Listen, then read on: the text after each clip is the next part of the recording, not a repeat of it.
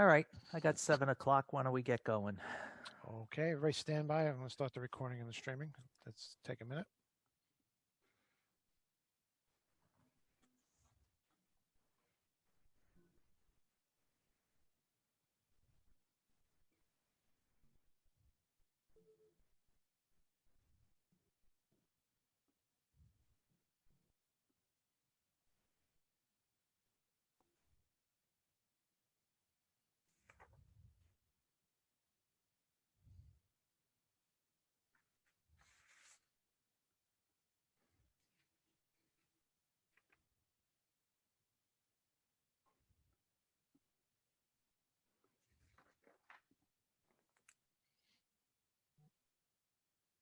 Okay, folks, we are live. Okay, good evening, everyone. Welcome to our second meeting of September. And let's get the show going.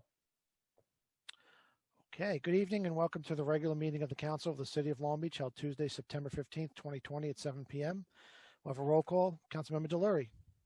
Here. Councilmember Mandel. Present. Councilmember Treston. Here. Okay. Vice President McGinnis. Present. President Bendo. Present. Let the record indicate the presence of City Manager Donna Gaden and Corporation Counsel Simone Freeman. We'll now have a salute to the flag. Commissioner Mirando, could you lead us tonight?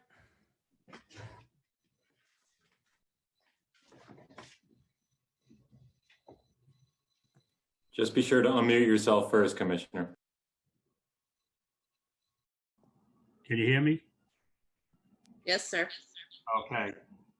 Right hand over heart and veterans right hand salute. I pledge allegiance to the flag of the United States of America and to the republic for which it stands, one nation, under God, indivisible, with liberty and justice for all.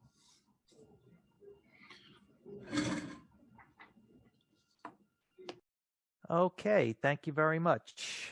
So with that, I guess we can begin with the city manager's report. Good evening, everyone. I have a few department heads that will be speaking tonight.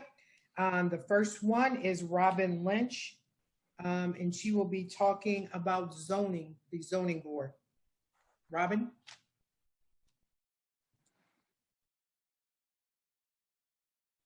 You're muted, Robin.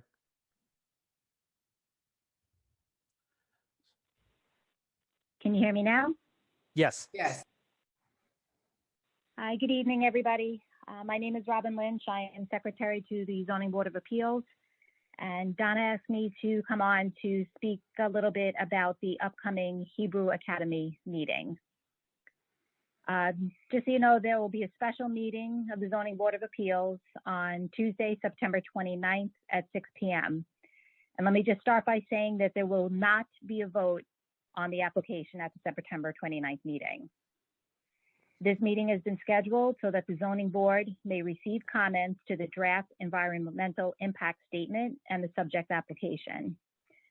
Right now, the ZBA is currently working with its counsel and environmental consultants to come up with a preliminary timeframe, which will be followed in accordance with SECRA processes and requirements.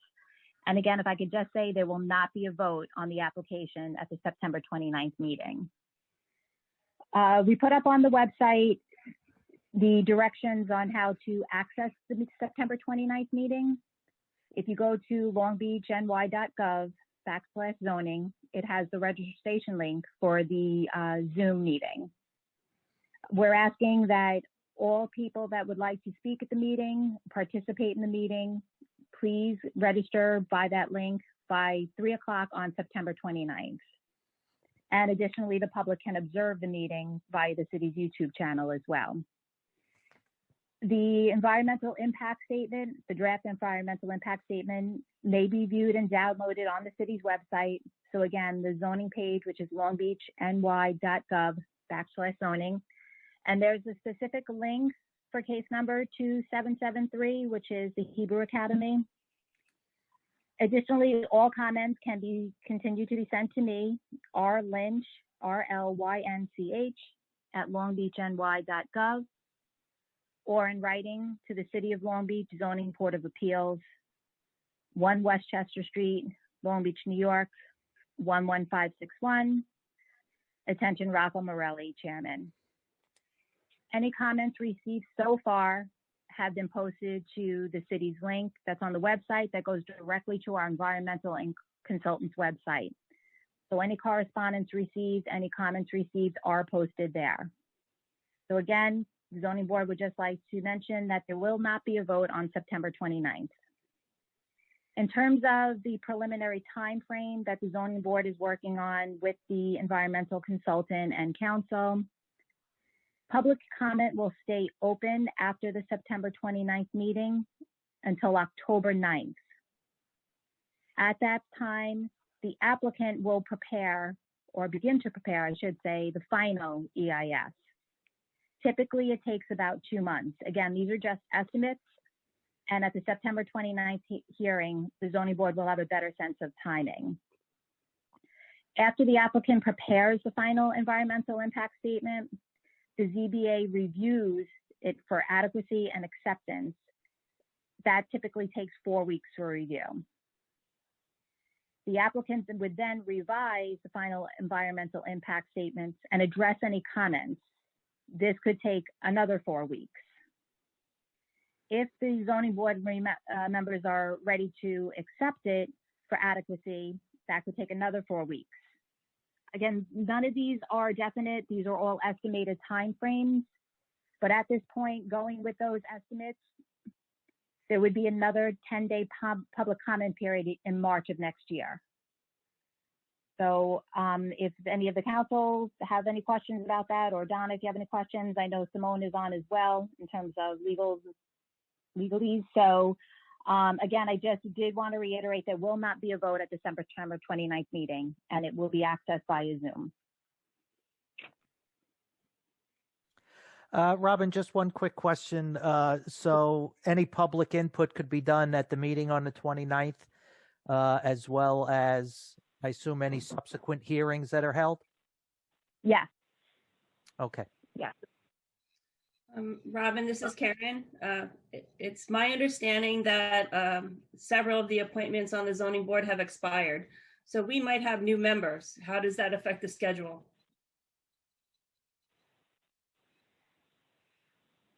Simone, do you have comments on that? Sure, I can jump in. Well, it could have an impact to the schedule because if there are new members that are appointed, they will have an obligation to review and become familiar with all the documents.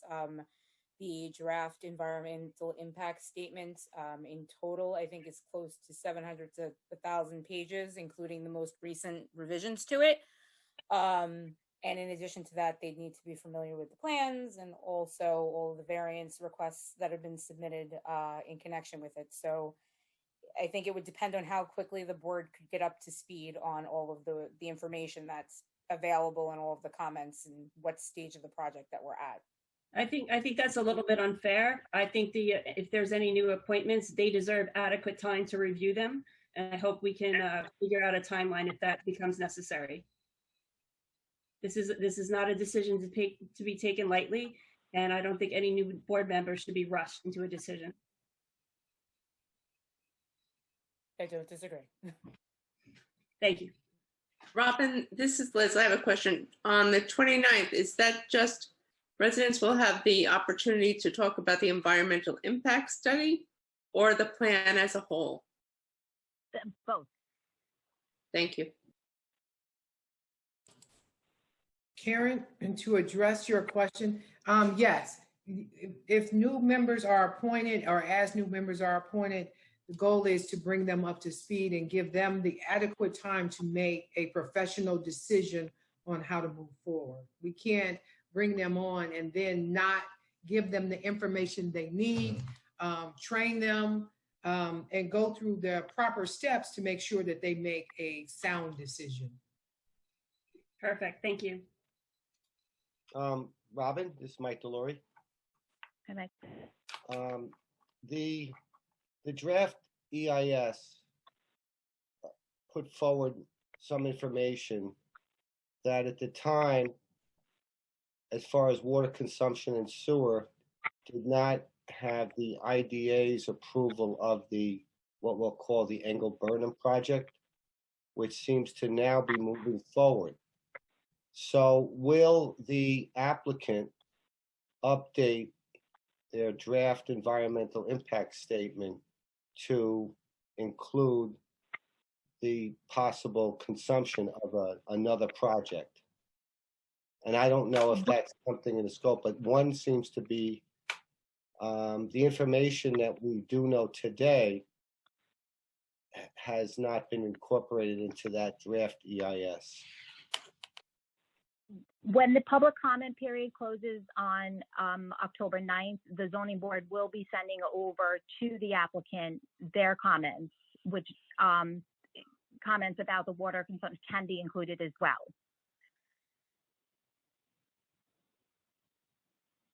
And so the applicant would have to address those matters.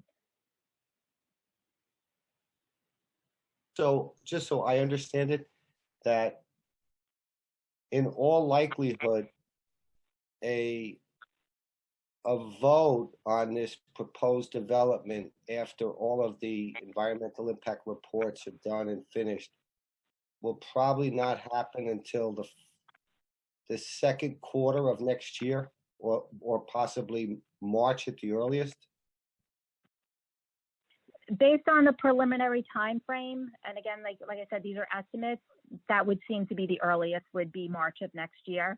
It could go later than that. Okay, thank you, Robin. You're welcome. Does anyone else have any questions for Robin? Thank you very much, Robin. Don't hang up, just in case we have a couple of questions during good and welfare. The next department head will be speaking is Mr. John Mirando, Commissioner John Mirando. Good evening. How's everybody? City Manager Gaydon asked me to report on monies we've just received from FEMA, and I want to give an overall snapshot of all the money that was approved for Superstorm Sandy under DR 4086.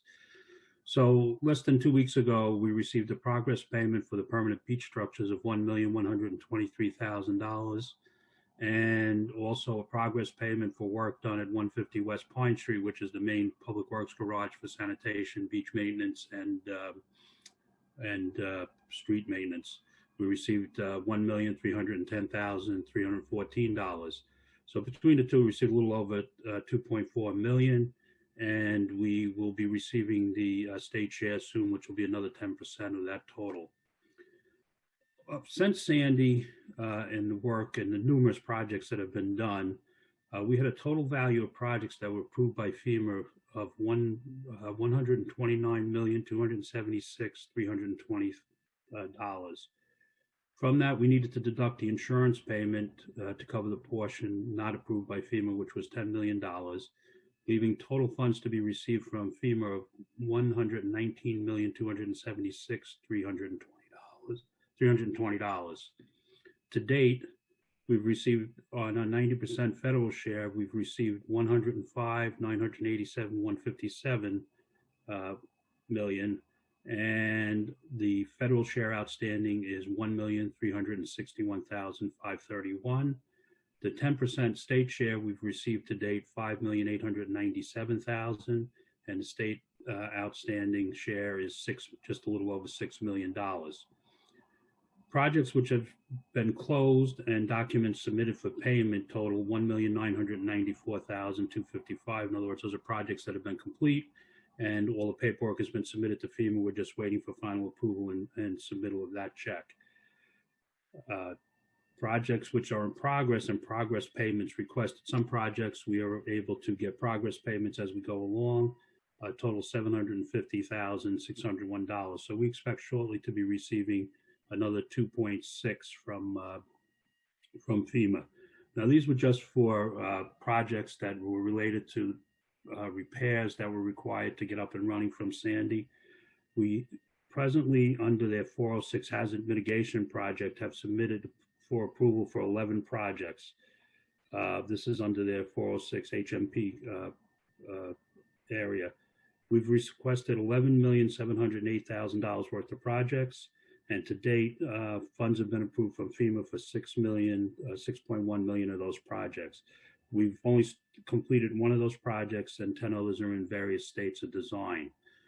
So none of this includes either a hazard mitigation plan that's being submitted by Nassau County's consultants on behalf of Nassau County and Long Beach for the consolidation of the wastewater plant, which will total approximately $95 million.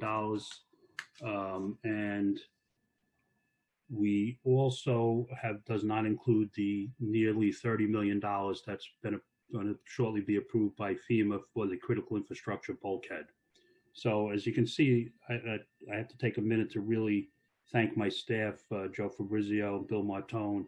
I mean, besides the work that goes into getting these projects designed, built, and then the paperwork to go through the two government agencies to receive the money, these guys have done a yeoman's job. They've really been tremendous. And as you can see, we've really received a lot of support from FEMA. And if anybody has any questions, this is just like I say, a 30,000-foot snapshot of where we are. It doesn't specifically talk about individual projects. Well, John, I want to say from the city manager's office, tell your staff, thank you very much. We have worked very hard to go out to start collecting some of the funds that we've been looking for, and all of it is appreciated and all of their hard work is recognized. So tell, including yourself, thank you very much. You're welcome. John, I assume you have what you just told us in writing. Could you possibly send that to us tomorrow? Absolutely. Thanks. Appreciate that. I couldn't remember all that without writing it Yeah. down. Yeah. Mr. Delory's got his hand up. Good evening, commissioners. Good to see you. I just have one general question. The hazard mitigation plan, does any of the FEMA money that was approved deal with the garage? Yes, there is a $650,000 approval for the garage. That's not included in these 11 new hazard mitigation projects. That was to redo the floor, and there's, the floor really floods inside. It was to put a drainage system in. We've held off on proceeding with that project because if we end up moving the city garage, it doesn't really make sense to invest that money, and that's money that we can then return to FEMA. Thank you. And just the leading question to that, I'm sure, would be, can we repurpose that money for something else? And we've already gone through that process with FEMA to try to do that, and we are not able to do that for that project. Okay. You read my mind. Thank you. Okay. Any other questions? I have one quick question, Commissioner. When you say state funding, do you mean GOSER funding, government storm recovery, or is that something separate? This is something separate. GOSER funding from the state or for the GOSER projects. What happens on the FEMA reimbursements, we get a 90% reimbursement from FEMA, from the federal share, and a 10% reimbursement from the state share. As soon as we close a project out and FEMA approves it, shortly after that, we'll get the 10% share from the state. Thank you so much. All right. Any other questions? All right. Again, just thank you to you and your staff for bringing that well-needed money in. Yes. Thank you. All right. The next person would be Ina Resnick.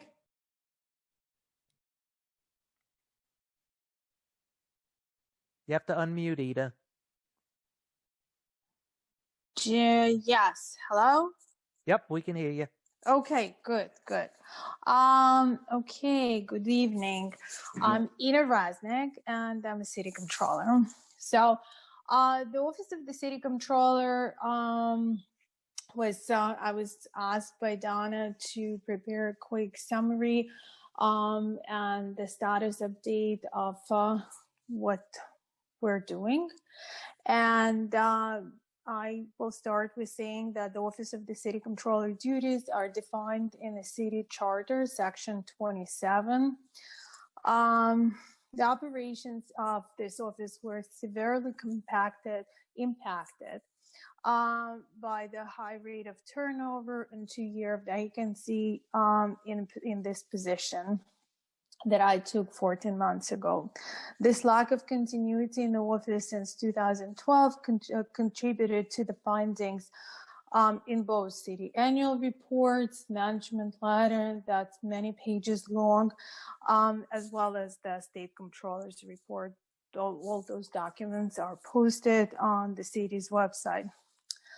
While transactional functionality of the office was maintained, strategic direction and overall management of the accounting and financial reporting were for most part neglected.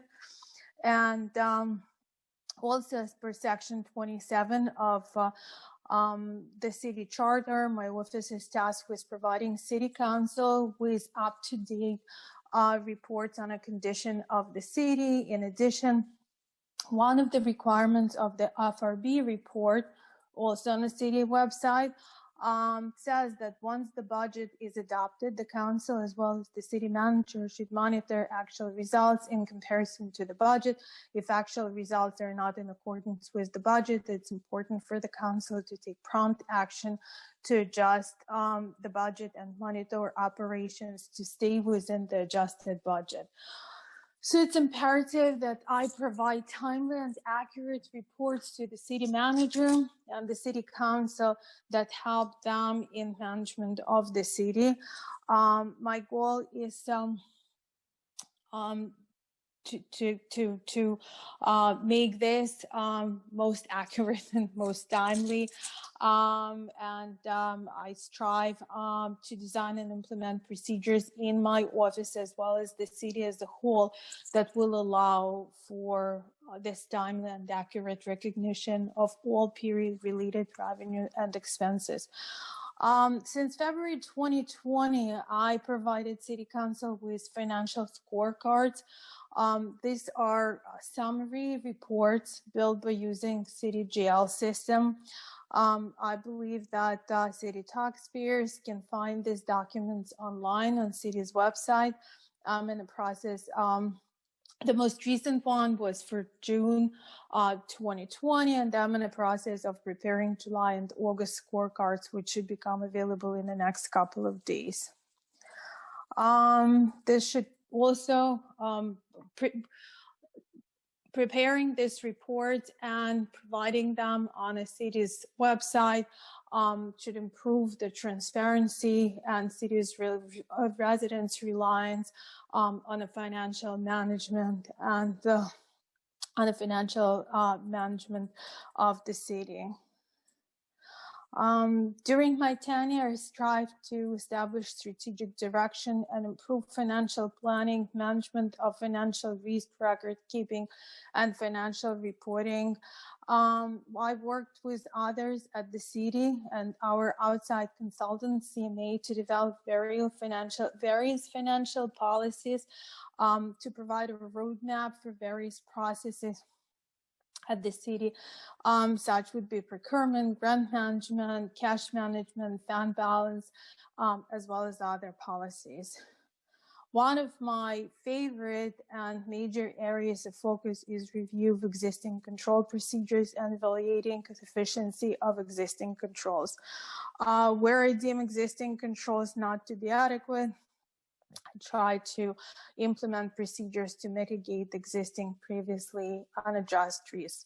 To date, various manual controls in forms of reconciliation, checklists, etc., were already implemented. Many still need to be addressed. While talking about controls, it's important to mention that system controls, if properly designed and implemented, are always stronger than manual controls. That's one of the reasons I'm advocating so strongly and pursuing persistently implementation of payroll time and leave management software. Executive time, we talked about it a couple of weeks ago. Other automation that's in process of being implemented, where I work with our IT department and procurement department, is moving procurement process from mostly manual to mostly computer environment.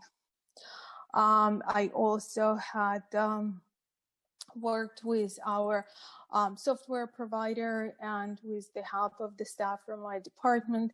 I believe that we had successfully addressed the management letter comment as it pertains to the capital assets, where capital assets are now properly reflected in our system of records and not just maintained in Excel schedule for the purposes of the financial reporting. Of course, budgeting is an important part of what Office of City Controller is responsible for. There are several important aspects to this specific area: proper analysis of trends and actual results from prior periods. Good analysis is a backbone of a reliable budget. A once adopted budget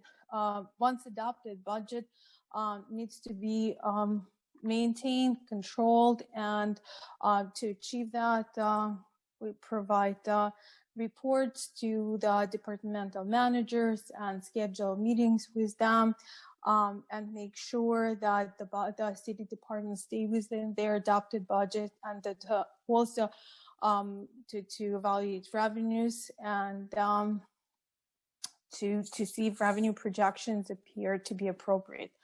Real-time analysis is vital so necessary changes can be made that would allow the city to maintain its financial integrity. While it's always true, it's even more so this year with virtually exhausted city fund balance and COVID-19 and its erosive effect on revenues. The city is in a process of creating multi-year plan. I work closely with the financial consultant to make sure that historical information used by them and the assumption taking in preparation of this document are appropriate, conservative, and well documented. My department also working directly with outside auditors. Audit is about to start in a month or so. So another aspect of what I do is borrowing.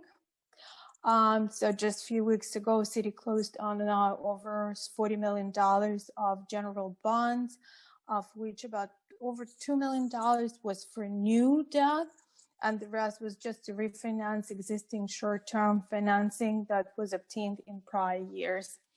Not going to bore you with how that's accomplished, but $40 million is a lot of money. Talking about borrowing, next week, we're about to close on the lease purchase agreement for 2 Caterpillar equipment for beach maintenance department. This was also previously discussed at the city council meeting. Well, in conclusion, I would like to say that what I find incredible about the city as a whole, and the city controller's department in particular, is the number of challenges that we all face. But every challenge is also an opportunity to do better, to deliver better value, and improve operations of controller department and positively impact operations of other city departments. And at that, I will I'll open it to the questions.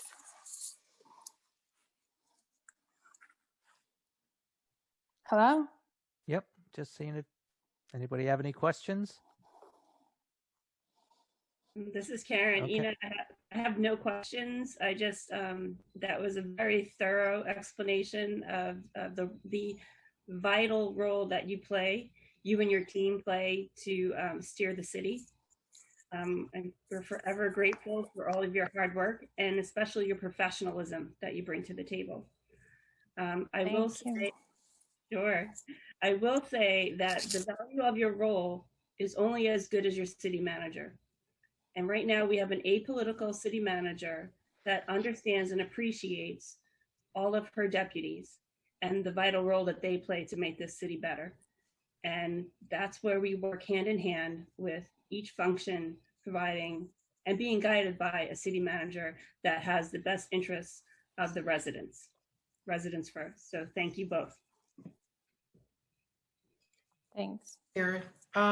Ina, I want to say thank you and your staff. I know we have been working extremely hard in moving and working on the finances, even today with working with CMA on the multi-year plan, and we have a lot of things going on, but you all have kept everything very professionally. We have moved forward. We talk about the budget, I think, almost every day, so that we make sure that we stay within the budget. If we thought we were going, if a line item was going over the budget that we already had approved, where we can find money to decrease, to offset that, so we don't change the bottom line of the budget. So I want to go on record in saying I appreciate you and all the hard work that you and your staff have done. Thank you.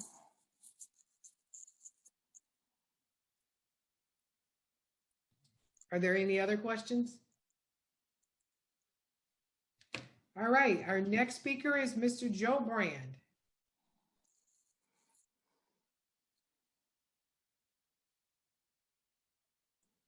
You need to unmute Joe. Did I get it? You got it. Thank you, Dave. Good evening, everybody. City Manager Gaden asked me to hop on tonight's call to provide an update with regards to Parks and Recreation.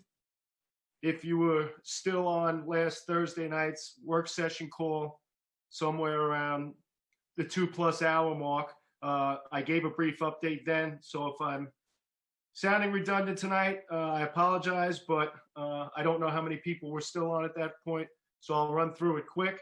Additionally, I would like to address some questions that I've received from both the council and the public over the course of the last several days through email, with some of the changes that we've made here at the Recreation and how we plan to move forward in the immediate future. The rec pool and the weight room are up and running. They have been for several weeks now. They continue to be for members only, and you must book your appointments in advance so we can schedule within the guidelines of COVID restrictions. I also mentioned the other night, it bears mentioning again today, we started out with a fairly limited schedule just to get a lot of the kinks out at the rec. We will be expanding our hours, the early morning hours and the later evening hours, in both the weight room and the swimming pool, beginning the week of September 28th. Yesterday morning, we began our before and aftercare programs, as well as our sandbox and pre-K programs. Went off without a hitch. All the kids were happy, and everything seems to be running smooth. Small window, only 2 days, but I'll continue to provide updates with that. Programming at the rec has continued. Men's softball continues now. Applications are available for our fall programs. We have a kids soccer program, a running club program, and a kindergarten football program that we'll be offering this fall, as well as an additional Sunday morning men's softball league. The ice arena is just about ready to go. We had a successful building inspection this morning to get a number of items cleaned up. Scott Kemmons will be by tomorrow. We have one additional item to go through today, one safety lighting inspection and test that will be performed either very late this evening or very early tomorrow morning by Tom Canner and his building maintenance department team. They've done an unbelievable job with getting the building ready. The ice is down. Happy to report there'll be a lot of happy hockey players in Long Beach because the puck will drop at 150 West Bay Drive in the very near future. With regard to some of the questions that have come up by both the council and by the public, we made some changes with how we are handling the before and after care sign-up process. In the past, and I know Ina's on the line and she'll back me up with this, we had a very involved aftercare billing process that was, I mean, you basically needed to be an accountant to figure out. It wasn't something that we think should have continued. What we decided to do was institute a monthly registration form, whereby you receive a monthly calendar. There's AM, obviously, for the morning care, and PM for the evening care for each day of the month. You check it off, you know, the number of days that you come in times the fee that we charge for that particular slot. and you pay for it for the month. I think where people were lost concern or were confused, we have to make sure, number one, that we have enough staff there for the number of kids that can be there. We are also have to be conscious of COVID guidelines and the number of kids that we can allow there each day. And then obviously the staffing and the cost to run the program. If we're just putting staff members there and trying to guess how many kids are going to show up that day, I think you can see how quickly the budget would balloon for something like that. What we do with this is you fill it out. We know how many kids are coming on each day, and we have the appropriate number of staff members there.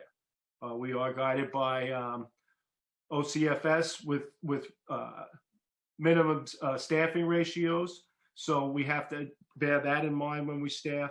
And like I said, we can't have more people there than we're allowed to by law with the number of kids and spacing them out in the facilities that we have.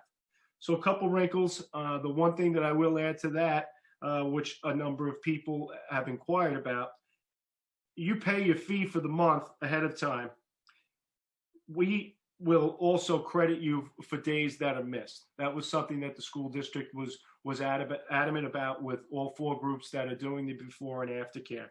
So if I paid for 5 and I only used 4 the following month, you'd have one visit banked already. So I hope that clears up a little bit of the confusion.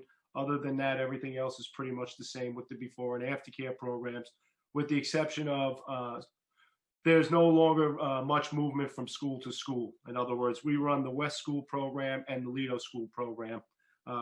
Primarily, the only students that are allowed to participate now before and after care programs are kids that attend either West School or Lido School. We're not busing kids from school to school to school. Again, a part of the COVID restrictions and part of the school district's reopening plan. Additionally, we've had an enormous inquiries about the swim team, the competitive swim team that operates out of our facility. I'm happy to announce, and I made mention of it on Thursday's work session as well, that we were very, very close to entering into a partnership with another swim organization to partner with Long Beach Aquatics. The Long Island Aquatic Club, or LIAC as most people know it, is a competitive swim program that's been around for decades. They have a swim program that caters to the youngest to Olympic athletes. They're going to be, hopefully, once the final I's are dotted and T's are crossed, a wonderful addition to our program. I think they'll be a tremendous asset to our swimming-rich community, and they'll continue. And more importantly, they understand how much the swimming community means to Long Beach.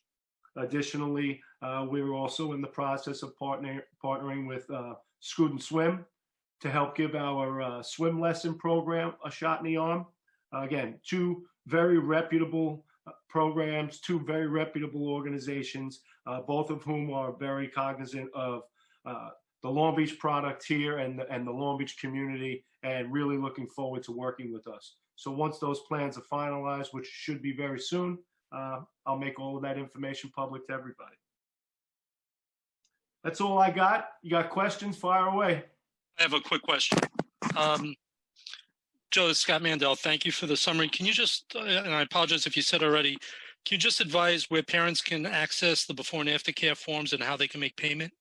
Yep, go on to the city website, and it's listed under Parks and Recreation.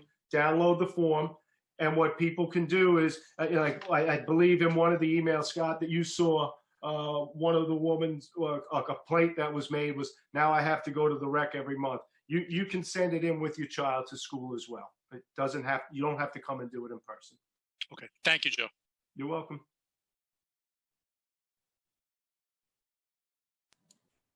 Are there any other questions? I just procedurally, Joe, thank you for the reports, Mike. When people sign in, how is that documented? You know, people sign in, the parent attends, or how does that the internal controls work? Okay, every day the parent will come to the school. They have to fill out and sign a form that answers questions about how the child's feeling that day. It's a standard operational form. Gets filled out every day. They sign it. We take the child's temperature, and then we allow them into the building. But everything is signed off for each day. Okay, thank you, Joe. You're welcome. Any other questions? All right, the next person to talk is Simone Freeman, Corp Counsel. Good evening. I apologize. I am having some technical difficulties, so my camera's not working. City Manager Gaydon has just asked me to do a bit of a follow-up and just, I guess, a recap of our conversation regarding the MLK Center last week. And just to reiterate, we still in discussions or attempting discussions, still working out some kinks and issues with respect to the reopening plan. I think as I noted during our work session, the activities that take place in the building relating to community services break down to recreational use and also to educational use. With that, the activities, or most of the activities and types of activities, did not reopen or were not given the green light to reopen until the end of August or the beginning of this last week of September. So with that, we did reach out to the board of the MLK Center Inc. and we attempted to start looking toward reopening plans in late July. We did have one meeting with them, discussed it, and then had scheduled another meeting, and they had requested some additional time and requested an adjournment of the meeting in order to follow up and try to get some, I guess, better assistance from, on their own end, legal assistance, because the reopening and site safety plans that are required for the different types of activities that they would like to proceed with is a bit complicated. As I had discussed, the city has specific and site-specific site safety plans for each type of activity, each thing that we're doing. As Joe just said, he has a number of different activities. We've had to come up with site safety plans for different centers, for the pool, for the beach, for the boardwalk. And I mean, my office has handled them for the city. As I said, we did reach out to, the MLK Center in order to, provide them with any assistance that they needed. But they have requested time for them to actually look into that on their own. We also are working toward developing a new lease with them because they have not had a lease with us for over 2 decades and have not been paying rent or providing some financial information that we've been requesting. So we're still, awaiting documentation. I don't believe ENA has heard from their treasurer yet since last Thursday. So we're still basically waiting on them. The activities are still awaiting reopening as well, contingent on their site safety plan and on them making some adjustments to their programming schedule. I think that's pretty much it. Does anyone have any questions? Thank you, Simone. Thank you. We just want to reiterate that we, the city, is not trying to move MLK out of the building. That's why we're working on a lease trying to work on the lease with MLK. We are not trying, the city is not, we are not trying to put MLK out of the building. If there's no further questions, then the last person on my list is John McNally.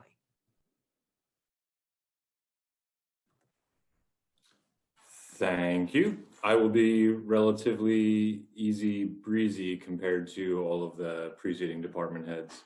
City Manager Gaydon just asked me to give some quick updates on a couple of events that we have coming up on the city that Long Beach obviously has a long and proud history of supporting environmental causes, being a barrier island, and wanted to figure out, even in the COVID universe, how we could still move forward with a few of the programs that have historically taken place here. So the first one is this Saturday is what I believe to be is the 30th anniversary of International Coastal Cleanup Day. Typically, we have had, in conjunction with a few nonprofits, a rather large centralized effort for cleaning up our coastline and beaches where 200 people would get together, get all the supplies they need, and then strategically be deployed throughout the beach in order to join in cleanup efforts and then record the debris that they were able to gather through the American Littoral Society. Under COVID restrictions, that is obviously not the way to go in this day and age. So what we're simply asking people to do is go to our website as a first step, longbeachny.gov/ICCD, which is International Coastal Cleanup Day, and download the information for the American Littoral Society. And whether it be with your family or other people that you domicile with or are close friends with that are in your respective COVID bubbles, but no large gatherings, head out to the beach of your choosing on your own, engage in the cleanup. A number of us will be out there as well. The garbage cans will be out in the back of the beaches. You can dispose, of the trash that you collect that day, and report back up to the American Littoral Society what was collected so that we can continue this tradition in what is obviously a most unusual year for such things. The next one up is actually next Friday, which would be for Long Island, the 8th annual Car Free Day. Another very strange one given COVID. There's obviously a number of people that continue to work remotely from home. Public transportation is not necessarily widely encouraged at this stage of the game, though it's obviously a necessity for many. So we're asking folks to, again, on our website, you can get all the information. It's longbeachny.gov/carfreedayli.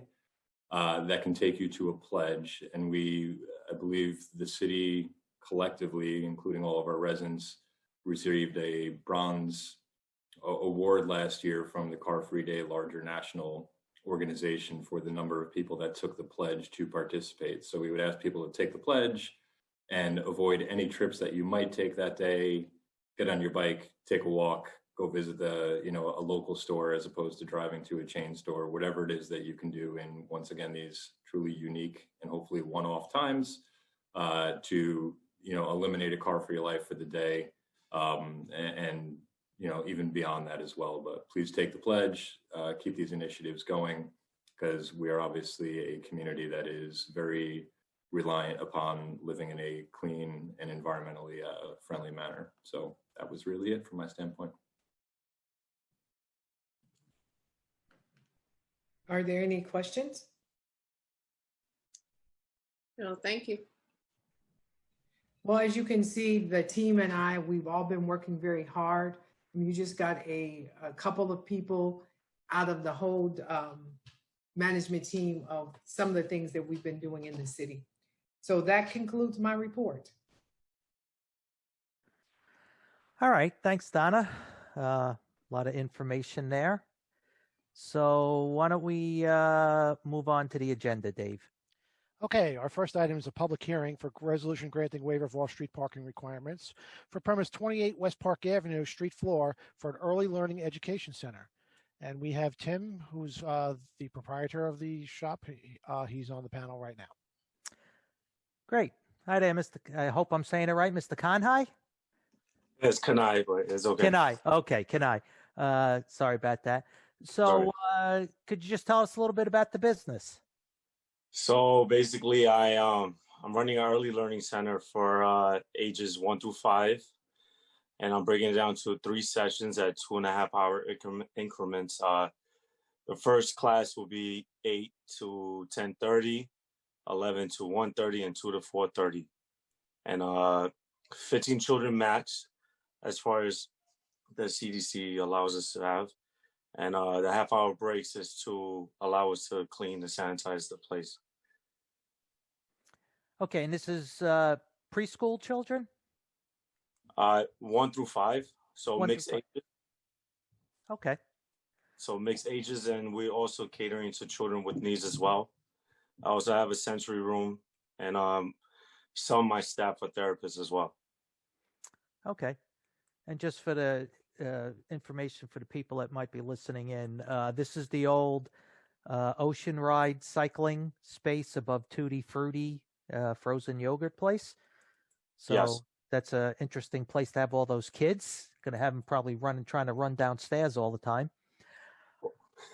Well, yeah, I thought about that. I put a fence to try to stop that, but hopefully it'll give her business as well. Maybe the parents, especially. Right. What do you anticipate your hours being? 8 a.m. to 4:30 p.m. Monday through Friday. Okay. All right, and about how many employees do you anticipate having? I have right now. I'm anticipating 4. 3 part-time, 1 full-time. Okay. Great. Are there any questions from the council members? Yes. Hi, Tim. This is Karen. How are you? Well, and yourself? Good, thank you. Can you tell us a little bit about yourself and how long you've been in Long Beach? Well, as far as my background, I've been here almost 5 years. I had a house on East Chester Street, and now I live on East Bay Drive. Okay. And my wife and I have 3 children. 2 of them they were just started school a couple of days, Timothy and Ethan. About myself, as far as my background, my education, you're asking?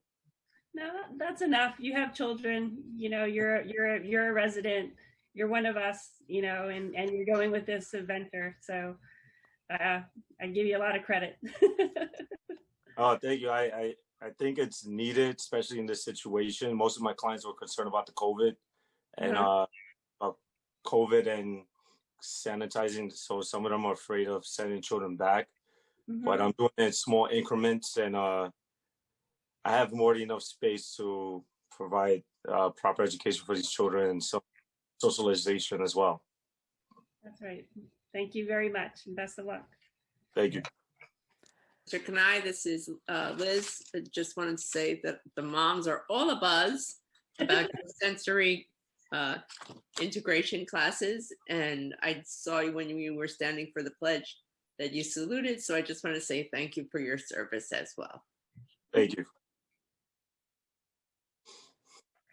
All right. Any other questions from the council members? All right.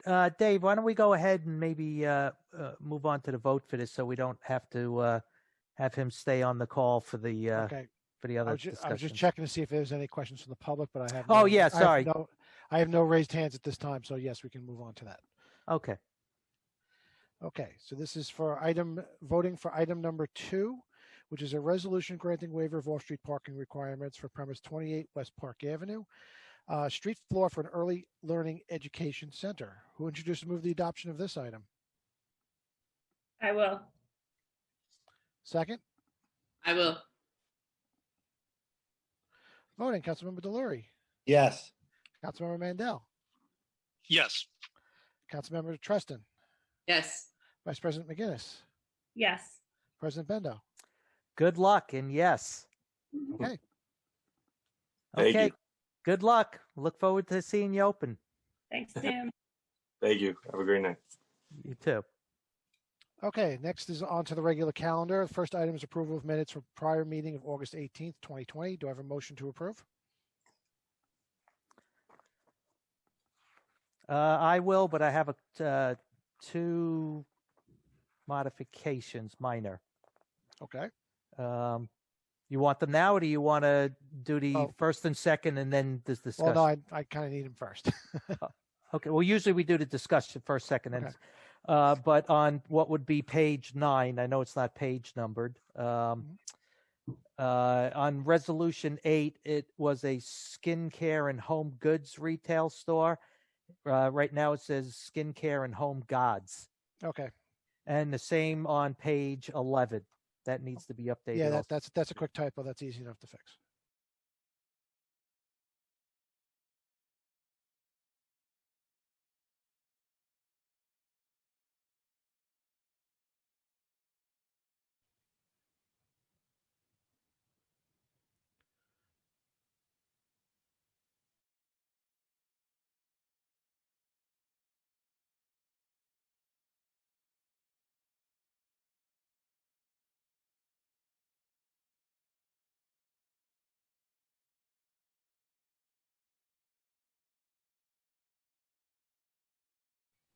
And I'm getting a message here that my connection is also unstable. Let's just give everybody a minute to reconnect. Yeah, everybody just disconnected. Mhm. All right, folks, just stand by. Yes, the stream just got interrupted too. Hang on, I gotta. Nope, that's I'm still back. coming up. Everybody back? Okay. Wait, You're muted upon entry, so you have to unmute. Yeah, I don't know what happened. I got kicked out. Everybody. Yeah, everybody froze and everybody got kicked out. It looks like, yeah, okay, the stream is back up. And do we have everybody back on? I believe so. Yep. Okay. I don't know if Scott's on. Mandel? No, Here? I don't see. Nope, there he is. There he Yes, is. Scott. Okay, so getting back to where we left off. So President Bendo made the motion. Who will second the motion to accept? Anyone? I will. Liz? Second. Okay. Voting Councilmember Delury, Yes. Councilmember Mandel. Yes. Thank you. Councilmember Treston, Yes. Vice President McGinnis, Yes. President Bendo. Yes. Okay. So now Dave, we're going I'm sorry to jump- interrupt. Go ahead. Just to double check. When we all got booted off, our attendees did not get booted off, did they? Some might have, but it looks like I'm still showing a full list of 14 attendees. Okay, very good. Thank you. And I'm monitoring the YouTube feed, and that the feed is streaming, Thank you. which we have 24 people watching on YouTube right now. Okay, so on to item 3 is an ordinance authorizing financing for the cost of fiscal year 2020-2021 separation payments to or for the benefit of employees of the city upon separation from employment, stating the estimated total cost thereof is $2.7 million, appropriating said amount therefore, and authorize the issuance of not to exceed $2.7 million bonds of said city to finance said appropriation. Okay. So we had the public hearing at the previous meeting, but are there any additional questions from the council? Okay, seeing none, do we have any additional questions from the public? Yes, I do have one hand raised. 2 hands raised. Okay. Oh, no, back down to 1. Hold on. Okay, so I have Robert Anders. I'm going to unmute you, sir.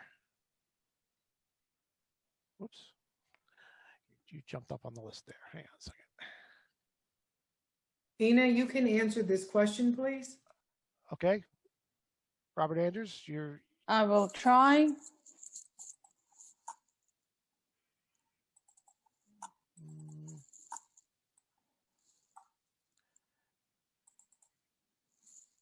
Hey, Dave, Yeah, go ahead. do we ask the person where they live in Long Beach when they come on? Like, in other words, Robert Anders, Long Beach? Yes. Or, If they wish to state their name, at the very least, we need the name. It's up to them if they want to state the address. no, not the address, but it's a Long Beach resident that will be coming on. I don't know that until they state where they're from. Okay, thank you. So Mr. Anders, you're muted. You need to unmute yourself. Yeah, I'm going to hit you one more time, and He has to do it. yeah, I already asked him to unmute a few times. Well, he typed a question in the chat. I don't quite understand it, but it says, why are you selecting the maturities you are? So it might be the maturity dates. I'm not sure, because it says, why are you selecting the maturities you are? Just in case he can't unmute. Right. I think he's looking for the 5 years of that question. It says, why 5 years? I don't think we have a choice in that decision, but go ahead, Ina. No, you're right, Mike. So this is actually we have to follow the municipal finance law, and that's what it dictates.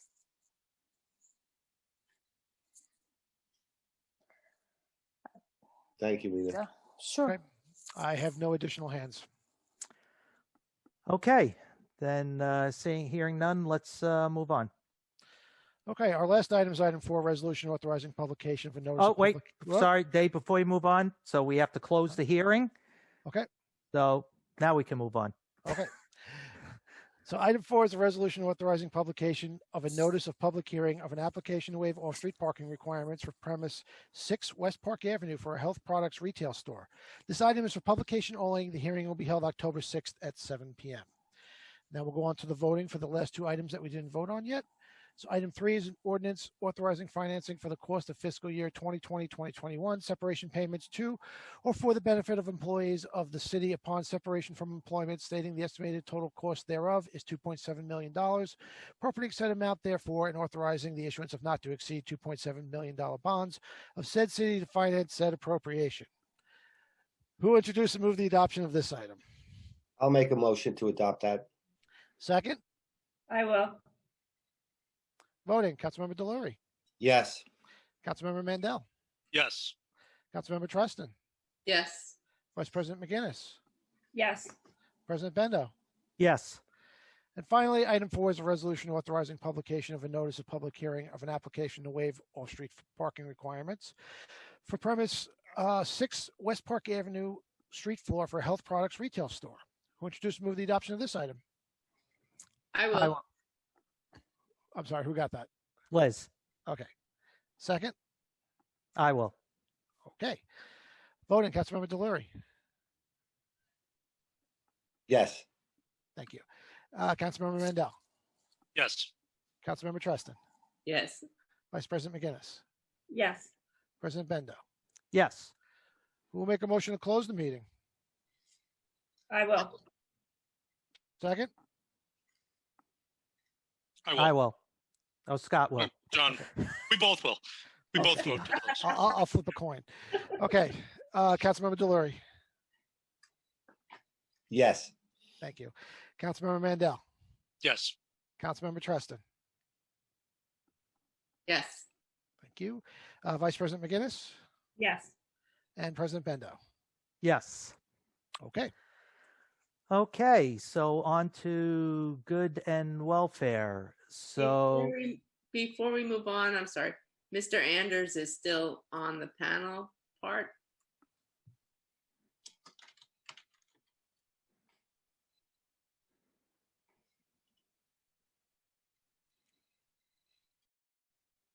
That's only because I had asked him to unmute. So hold I on. believe that's taken care of now. Yeah, there you go. okay. It's done. So there we go. All right. So good and welfare. You have 3 minutes. And if you would like to speak, just please raise your hand, hit the raise your hand button. Obviously, we ask that you exercise decorum. And Okay. So our first speaker is Ellen Wewell. Hey, Ellen. Good evening. It's good to see you all and join you on my first Zoom City Council meeting. How's everybody doing tonight? Good, thanks. Good to see you. Thank you. My name is Ellen Viebel and I live in the West Holm neighborhood of Long Beach. Could Long Beach please commit to keeping the boardwalk and beach entrances open through the winter and through any future changes with the COVID pandemic? Last spring, the city closed the boardwalk and limited beach entrances, citing the large number of COVID cases in our city. Although people close to me had been struggling with shortness of breath from the disease, friends had family members pass away, and relatives were furloughed, somehow it was the announcement that our town's boardwalk was closing that made me cry for the first time. It also seemed ironic to crowd dozens of blocks of residents into just a few beach entrances. We know a lot more about the virus now than we did in the spring. As we approach 6 months of social distancing and masking, we're all trying to keep ourselves healthy, sane, and connected. The outdoors is a relatively safe place for people to be, and our beautiful beach and boardwalk are tremendous local resources that can help us get through the months ahead. This winter, they may be enjoyed even more than usual. Yet a new retractable barrier was installed on the Laurelton boardwalk entrance recently, Not sure if there are barriers at other blocks too. What's this for? And every winter, the boardwalk has some time where it's covered in ice or snow. Could Long Beach commit to keeping the boardwalk and beach entrances open throughout the pandemic, by which I mean avoiding multi-day closures? And could we plan to assertively clear the boardwalk of snow and ice? Thank you. Okay, bunch there. Let's see. Let's start with, and I don't know, John, Donna, or Joe. If Actually, Rich Burial should answer that. He is on the call. Okay, and I assume we're talking about here the closing of the boardwalk. Closing of the boardwalk. Really talking about closing the boardwalk when we had to do everything. Beaches, right. Adjust the hours. Okay, Rich. Yep, I'm on. Can everyone hear me? Yes. And can everyone see me? Oh, too. All right, great. Kind of, sort of. Ellen, how are you? So I think what you're asking for is a commitment from the city. I can't commit the city to anything. I can kind of give you the process of how this all unfolded. It was just as shocking and crazy for us as it was for every resident who was here. Initially, the boardwalk closing was based on numbers and the sheer development of something that was very unknown to the entire nation and the world. So we were going by a lot of what Governor Cuomo was talking about in terms of emergency orders and executive orders, and we had to make, or the city had to make, a really tough choice on safety, especially when the warmer weather was coming around. So we did close the boardwalk for a period of time in an abundance of caution, with the mindset, or at least I believe the mindset, that it's better to be safe than sorry. As far as the commitment to permanently keep it open throughout the pandemic, I think if the development of this pandemic has shown us anything, is that the numbers change and circumstances change, and we will do our best to keep our residents safe while simultaneously balancing the need for, outside exposure and human interaction. But we've had to close the boardwalk, we've had to open the boardwalk, we've had to modify hours, we've had to modify beach hours, we've had to seek permission from the Department of Health to do all of these things, because I don't know if you know, but Governor Cuomo in his executive orders required any local authority who was taking some sort of emergency action or order to get permission from them first. So it was a lot of jumping through hoops just to get to where we are. But on my end, to the extent I can make any representation to you, rest assured we take all of those things into consideration before closing something down, before prohibiting access to anything, and just know that safety is really our number one concern, the safety of all our residents and the public.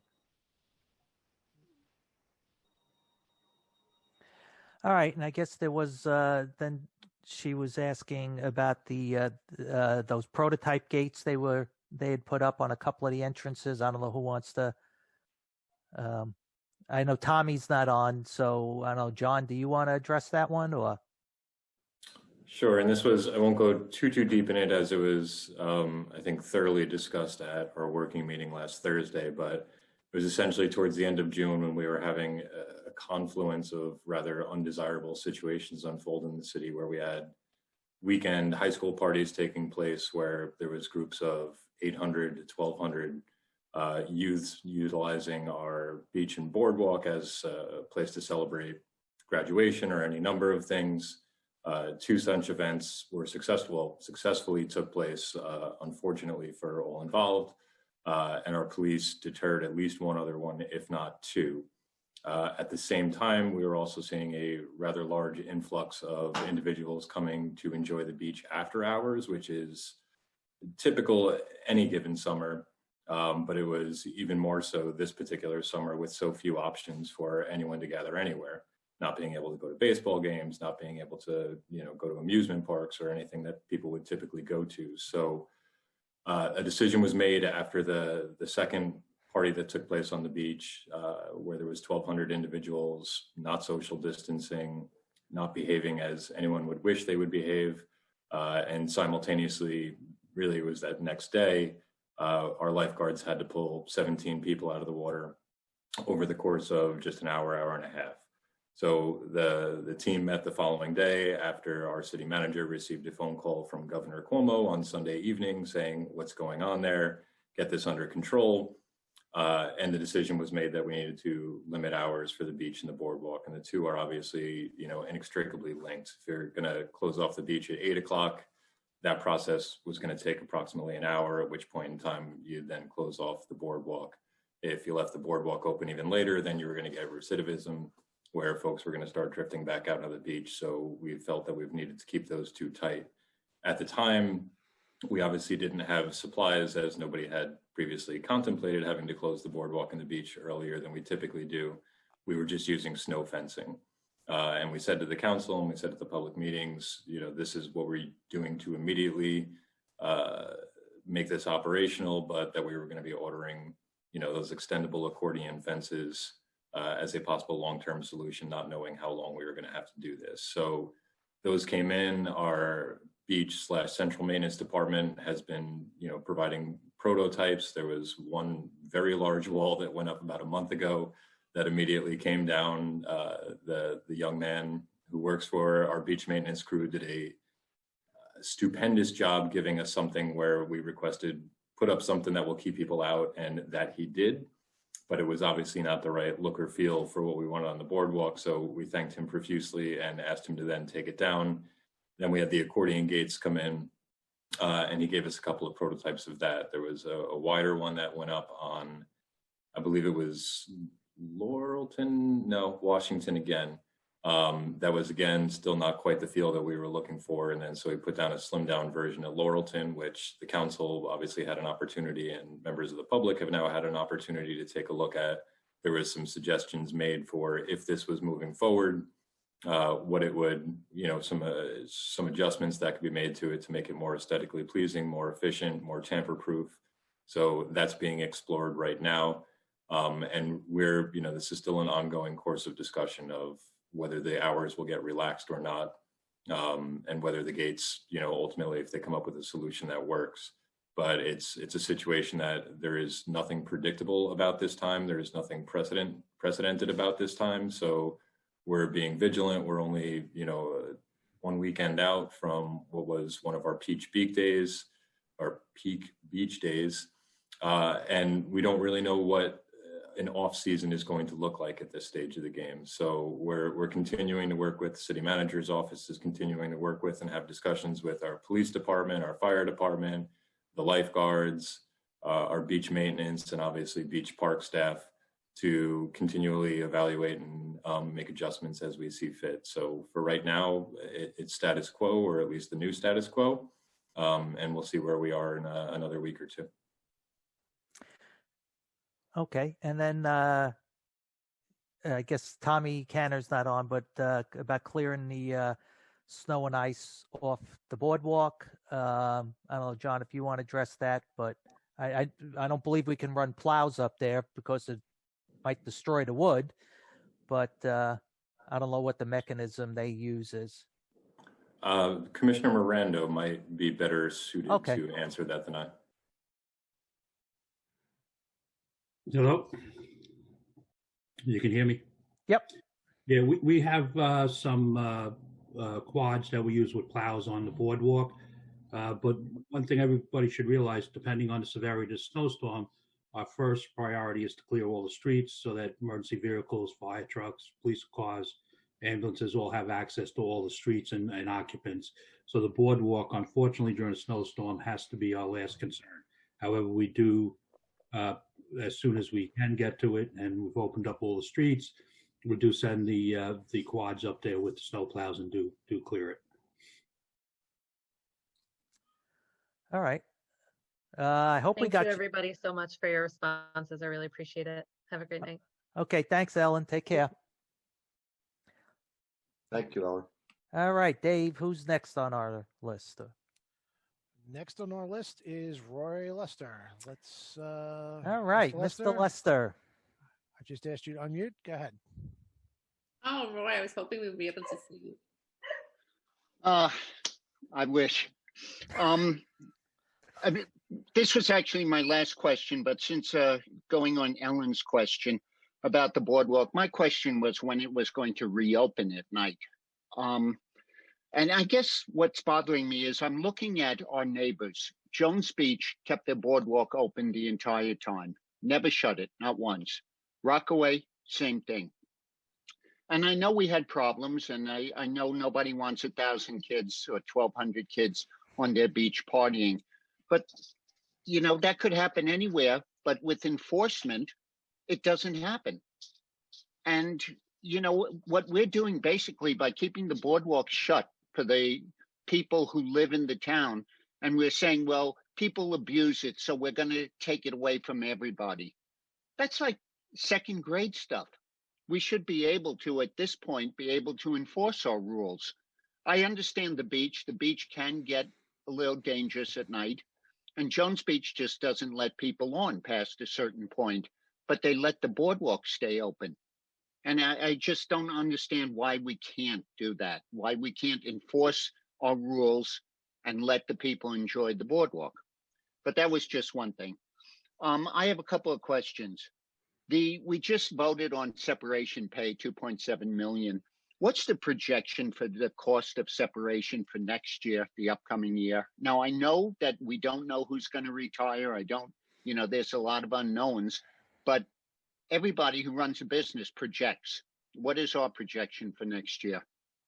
And that's one question. And the other question I had is, Ina said we refinanced $40 million worth of debt, of $2 million, which was new debt. What rate were we paying before? And what's our new rate in the refinance? And was there any cost to the refinance?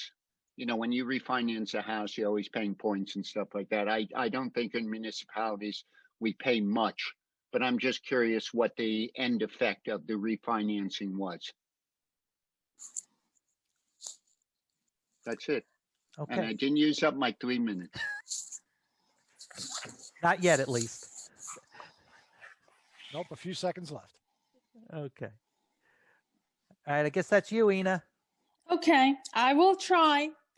As we're talking about the projections for the for the separation pay for next year, it probably will be around $3 million. That's seems like that's what the trend is. For the last, I think, 5 years, it was approximately $2.5 million. On the average from year to year, that's where the city at.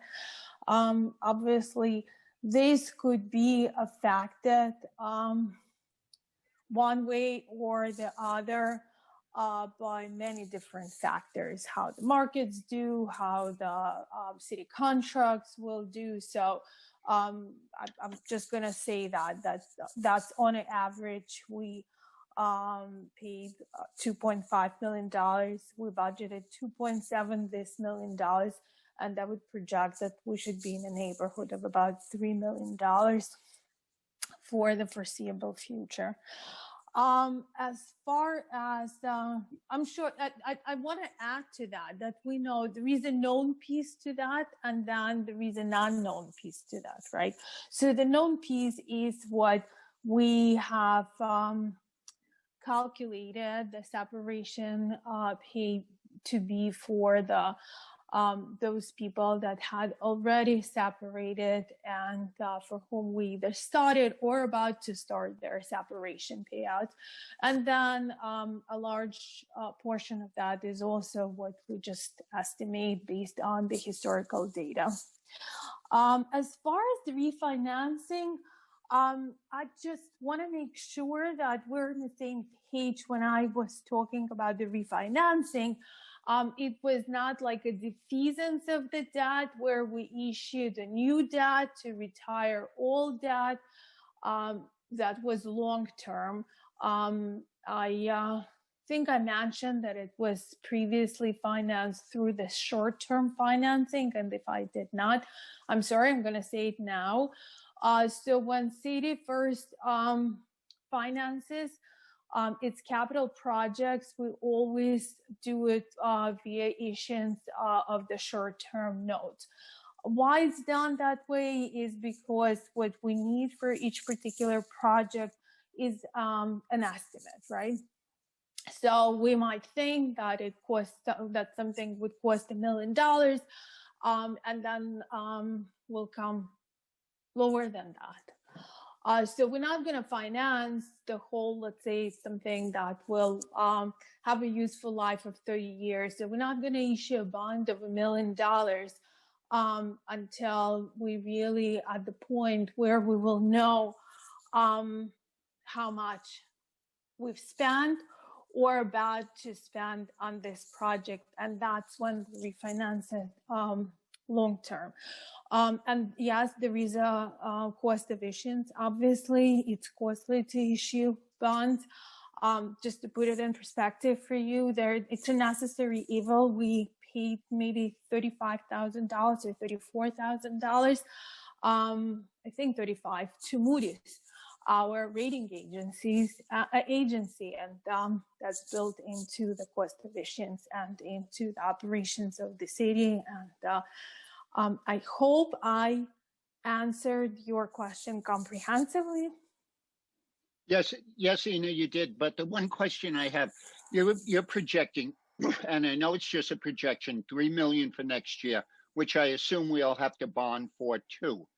And we bonded this year's 2.7 was a 5-year bond. Was that correct? Correct. Yes. Okay. So then next year we'll be bonding $3 million. That will also be, I know nothing's definite. That'll also be a $5 million. No, not 5 million. I mean, a 5 year. Correct. Okay. All right. Thanks. Yeah. That was my question. So we're really, yeah. Okay. You see where I'm going, Mike. Yeah, Mr. Lester, I just have to, and thank you for having this conversation. If the council doesn't mind, I'd like to just comment on a few things. Number one, we didn't start this process. This process was here inherent in this structural budget, which existed long before this council was in office. We collectively are trying to create a long-term plan called a multi-year plan. And if you heard what I had mentioned a couple of months ago, maybe, that there's no quick fixes to this. This is going to take 3 to 5 years, in my opinion. But there are obligations that are going to occur next year, and the city controller Ina Resnick has done an excellent job and is continuing to monitor it. And I'm the hardest person on her, and I'm satisfied at this point. I do not like debt. I think that with this management team of Donna Gaden and Ina and others, and we will get through this, Roy. I just don't know exactly when. But I'm confident to remain here if the people want me to monitor this going forward. Because once it's done and satisfied, I'll be happy to hand over the reins. Thank you. Thank you, Mike. I really hope you're right. But going back on all the budgets, you got to read them. The statement year after year says it was the other guys, and we're going to pull us out of it. But I think you do have the right team now. So let's hope. And Roy, I've been to those budget meetings, so I know exactly what you're talking about. Thank you. Okay, you're welcome. Hey, Roy, this is Donna. Was that a compliment to the team? Please, Donna, you want to ruin my reputation? Roy, I thank you, Roy. Thank you very much. Roy, don't ruin it, but I just want to bring up a point of clarification here. So there, as Ina pointed out, there's been a trend over the past several years of the city borrowing $2 to $3 million a year to make separation payouts. A few years ago, Mr. Bendo pointed out that he would like the substantiation for those payouts. When he requested that, there was research done, and it turned out that some of the payouts did not follow the code of ordinances of the city. That resulted in a payout, quote unquote, scandal. That was over 2 years ago, and the Nassau County District Attorney has still not made any decisions on that or notifications to this council. So that aside, the city has done a very good job to verify to their best ability that all of the separation payouts since then comply with the code as best as they can. So that means that we have an obligation this year and next year and going forward, but that this council has done everything they could to verify that the payments they're making going forward comply with the code as best they can. Does that help you? No, that I assume I assume that's what you were doing. Listen, Karen, I listened to you, I listened to John, and I listened to Mike for years complaining about the borrowing. I've listened to you guys. You were right on, you know, and the sooner we get rid of it, the better. So see, that's all I'm saying. So I'm not sure if you realize that the adopted budget for the general fund this past year is actually $2.4 million lower than the previous budget. Well, we borrowed 4.2 right after that. But that was partially because of COVID, Roy. I know that. My crystal ball doesn't predict COVID. I know that. Mm-hmm. So that's why we are trying to put this city in a position to be able to replenish our fund balance so that we can deal with crises that happen in the future and don't have to borrow to the extent that we had to now. I applaud you for that. Right. So this way, we're making the payouts that we're obligated to. We're lowering the expenses. We're providing better revenue projections, and we're trying to turn the ship around as best we can. And it's not going to happen overnight. But I'm not attacking you. Really. I know, but I appreciate your diligence in asking the questions because, again, you've made me look back and try to explain to you that this is not made up. This is a very tough decision to borrow again, and it's not made lightly. So I appreciate you holding me to task. Okay. Okay. All right. Thanks, Roy. And just just make on a closing note, and this is one of the reasons why the city is currently working on a long-range financial plan so we can get out of this cycle, basically this cycle of borrowing, which we shouldn't be doing for operational expenses.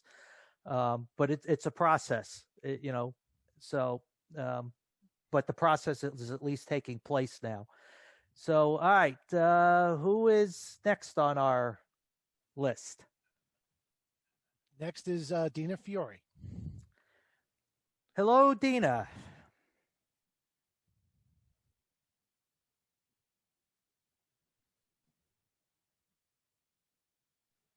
Dina, are you there? Dina? Yeah, I've Dina? unmuted you. Go ahead.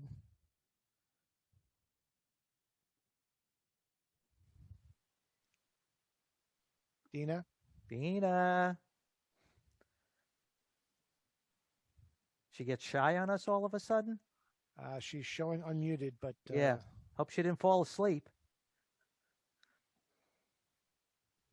Can we circle back to her? Yeah, why don't we go? Is there someone next and we can circle back? Yes, hold on one second. Let me move her back down. James Lynch. Ah, Mr. Lynch. Hold on, I got to promote him up to the panel because his version's not compatible. Okay, go ahead, Mr. Lynch. There you are. All right, we can see you.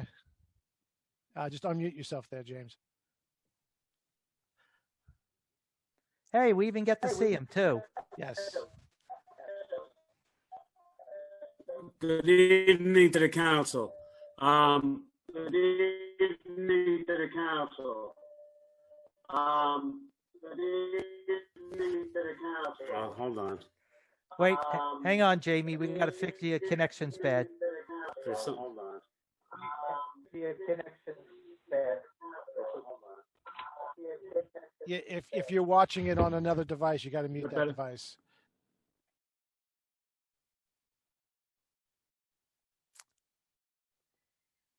All right, try it Again, Jamie. Try it again, Jamie.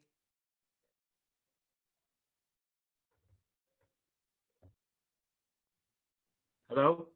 Yep. All right, we got you. Can you hear me? Yes. Yes. And Yeah, we're able to hear you. Okay, you're good, Mr. Lynch. we hear you. Yeah. Looks like he may not be hearing us. Hello, can you hear me? Yes, we can. Yes. Okay, thank you. I was on multiple devices, so I didn't want to get dropped. Now I realized where I am. I just wanted to double back on these accordion gates that are on the boardwalk, and I would ask that whatever you pick, you hold off on. This is not something that we need right now. I understand that it was something that was needed, or the idea was needed to suppress a problem that happened back in June, early July. This is not a good signal to the residents and the people that come and visit the boardwalk on a daily basis that we're closed or we're closing down for business. This is something that's never been done before. I understand it's unprecedented times, but we really need to rethink this solution. And I really hope that you didn't purchase all these for every entrance.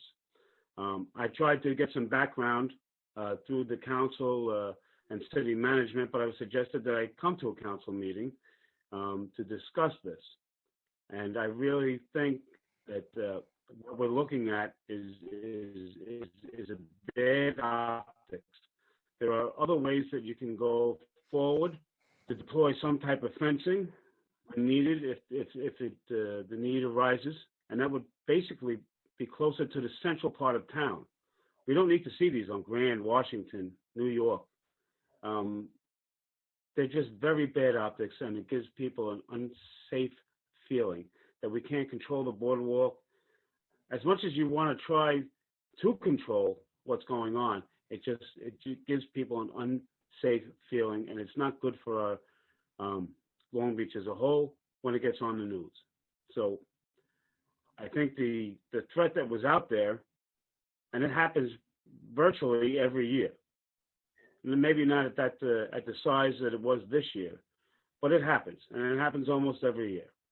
And I'd ask that you rethink what you're doing, and whoever came up with that idea, pause it permanently, and look at other options to deploy closures that aren't so offensive to those that live here and to those that will come and visit the city. Thank you. Okay, thanks, Jamie. Dave, Ina's texted me. I guess it seemed like she was on multiple devices, seeing which one worked. So she still wants to speak. I'm just trying to see how she's getting back in. Let me see. Still show her as active. Okay. Okay. Also, I think Phil Regona wants to say something. Okay. Okay. I'm not sure. Is he on? He is on. Phil, go ahead. Hi, everybody. I just want to address Jamie. I understand what you're saying in regards to the gates and what happened in the past on the beach and the boardwalk. But I have to say, there's no quick cure for what's going on. I don't think we can just remove these gates and stop people from coming on the beach and boardwalk. We didn't stop them totally. We just modified the hours. So instead of 11 o'clock, you can't come on the beach at 8 and the boardwalk at 9. And I really and truly believe that is going to keep our residents safe. Because if we do not do that, it's still warm out. We'll have groups coming back out. So I understand what you're saying, but I don't believe we can stop doing what we're doing at this time. I'm sorry. May I I should have respond? addressed that. May I respond? Of course. Phil, no question about the 8 and 9 o'clock closures. Not a problem with that. My problem is the optics of putting up accordion gates when there's a perceived emergency. There's temporary fencing that can be stored at the bottom of the boardwalk. I've spoken to, I believe, John. I know Delory and Mr. Delory, and I think maybe McNally about the process that the temporary gates that could be deployed, 6 by 10 that they do in emergencies and so forth. To have something up there permanently it's an eyesore. Optically, it hurts. It hurts the beauty of the boardwalk. It hurts everything about what we're doing. I understand there's a safety protocol, but that came and went. And to say that what are we going to do next April, next May? It's something that's never been done before. I don't think it's something that is actually needed at this time. Jamie, I respectfully disagree. I don't think it's an eyesore. I actually was there when they were putting them up. I don't think it's an eyesore at all. I think snow fencing is a paper tiger. When you put that up, even at the bottom of the thing, it gets knocked down. It doesn't really do much, and it's kind of a waste of everybody's time. The fence, the gates they have, certainly Laurelton, I was there today, I do not think is an eyesore. They go against the sides. It doesn't look bad. It's not aesthetically unpleasing. And we'll have to readdress it as we move on, but I think it's necessary, and I think we should have it there. Phil, not to belabor the point. I wasn't talking about snow fencing. What I was talking about is 6 by 10 chain link fencing. It's freestanding and deployed, and you could set it up with commercial zip ties. Probably each entrance at probably in about 15 minutes. My point is that what happens between Magnolia and Long Beach Road doesn't happen on other areas of the beach. And I think that should be taken into consideration. Listen, I'm all about safety first, but we have to start thinking about optics, and people are feeling, residents are feeling threatened that, well, geez, it's not safe to go up on a boardwalk. And that's something that needs to be addressed. I have to say, Jamie, I think the fencing you're talking about is more offensive than the fencing that's up there at Laurelton. Excuse me, Phil. Phil, Yes. excuse me. Jamie, we will take your comments under consideration. Yes. I'll take them back to the team, and then we will discuss. And if we have any questions, we'll reach out to you to ask you more about what your ideas are, and then we'll take it all under consideration and report back. Thank you so much. I appreciate it. Okay, thanks. No objection, just a pitch. All right, thank you so much. I appreciate your pitch. Thank you so much. All right, thanks. I think we have Dina back on. Dave? Yeah, okay, Dina, I just unmuted you. Yeah, I think Go she's right on ahead. through the phone. She's still, yep, now she's unmuted. Okay. Go ahead, Dina.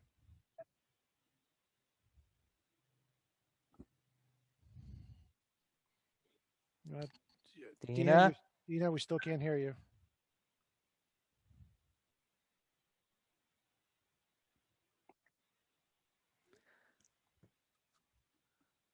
Okay, I'm showing her as being on twice. I'm only seeing because I see a phone number. I see a phone number, and then I see her phone number, and then I see her. Looks like she's in through a computer too.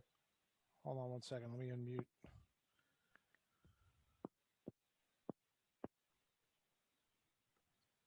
Dina? Can you hear me now? Now we hear you. Oh, okay. Something you had to unmute me somehow or another. Well, But you're on twice. That's why. Well, because you don't get the sound on the computer. It's not working properly. So I call in and watch. I mute the computer. Anyhow, I don't want to waste my 3 minutes or nor your time. Hello, everybody. How are you? Long time no see. I just want to go back, and first I want to thank Robin for giving us the update on the ZBA meeting. And it's important, I think, that you as a council, I'm sure you're receiving emails through Long Beach Neighbors Against Overdevelopment. And while it's a little disheartening that this meeting is happening or potentially could happen, I think we just need to go on the record. There was a meeting held back in June, on June 2nd, 2020, where our attorney was never notified of that meeting. So there was no opportunity for us as a group to make a presentation at that time. So respectfully, I believe Chairman Morelli postponed the meeting, and at that time, he said it would be probably, we wanted to wait and see what would happen with COVID, and we would probably be looking to talk about it again, to discuss it again early October. Here we are on September 16th, 15th. We received the first notification yesterday that the meeting is going to be held in 2 weeks. And again, going on the record that it is rather sad. I don't think with this group, this organization is taken seriously enough that they're given the courtesy of this meeting or being told about this meeting in a timely fashion. If that meeting was going to happen on the 29th, I'm not really sure how long they've known that this meeting was going to take place on the 29th, and to be given less than 2 weeks to make a presentation for the opposition is rather, I think, inconsiderate. I don't know if that's the right word, and I don't want to upset anybody. We're not being given the equal opportunity to present in a public forum with our expert testimony. It's really going to be quite difficult to get our experts that live in different parts of the United States back here like we did in March of 2017. 3 years this project has been on hold. It's been on ice, for lack of a better word, waiting on environmental impact studies, et cetera, et cetera. And now all of a sudden, June, it was shoved down our throats with no notification, and now it's being shoved down our throats with less than 2 weeks notification to try to coordinate our opposition once again, where the plans are only able to be viewed online. Our attorney has not been sent any current plans. We've not been sent a copy of an environmental impact study. Everybody says, oh, it's 1,000 pages. I would respectfully request that a copy be made for the organization, even if it means putting it on a zip drive, and even if it means somebody coming to pick it up. I will also state this, as I did send an email out this morning. Our attorney has reached out for corp counsel for the ZBA, and because we're very upset, and we'd like to know the details of what was going to transpire, and as of now, we still have not gotten any response back, or he has not been responded to at all. I would like the City Council to know that Long Beach Neighbors Against Overdevelopment is a very legitimate group of people, of residents, that number in the thousands, who are in opposition against this project and who deserve an opportunity to present a full opposition with experts, et cetera. So that said, maybe you can talk to the zoning board, and while they can have their meeting on the 29th, we too should be given a date at a later time, an opportunity at a later date to present the opposition. I will tell you, after tonight, and watching on this I tried YouTube, Zoom call, and Zoom. If I had a packed room, I have a packed Zoom meeting of 400 people like we did in March of 2017. I'm not sure your systems will be able to handle that kind of dropping calls and not being able to speak and not being able to hear clearly their point of view. So I would think that before anything happens, I understand no decision is going to be made because we're going to have a chance to respond. Giving us a chance to respond via email and taking comments is, to me, when you had 400 plus people who were there till 2 a.m. in the morning who had something to say, is really not fair. So I just need to go on the record as saying that. Yep, your time has expired. Thank you. Okay, that's it. John, you're muted. I don't know, Simone, is there anything you want to add?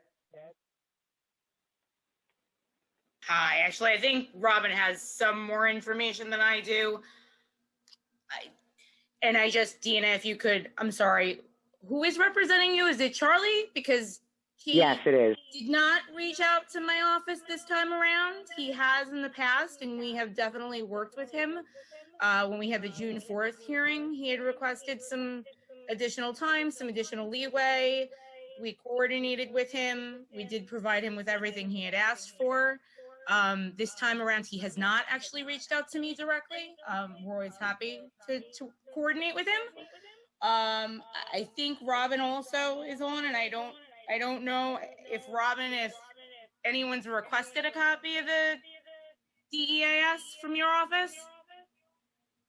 If they haven't, I'm requesting it now.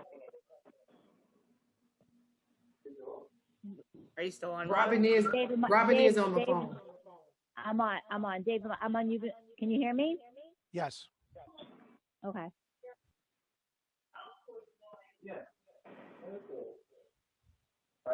Robin, you're on. Go ahead. Okay. I just missed the last part of what Simone had said. Oh, I had said that Charlie hadn't reached out to my office, and I don't think that he had requested a copy of of actual hard copy. But I think you would know better than I would. So. I mean, I know it is online. We can certainly get it to a zip drive. We can have the applicant produce a zip drive, and I can get it to whomever requests it. So they need to provide as many copies as requested.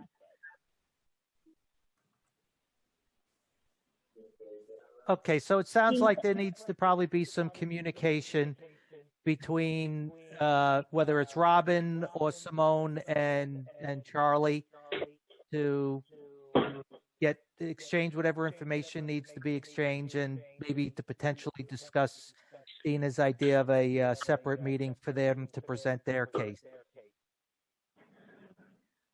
So, If you're not speaking, can you please mute? yeah. Yeah, Mike. I have a question. Well, yeah, I think Dina probably has her computer speakers on, so it's creating a echo feedback loop for everybody that speaks, Dina. So just make sure that your computer's mic or volume is completely off.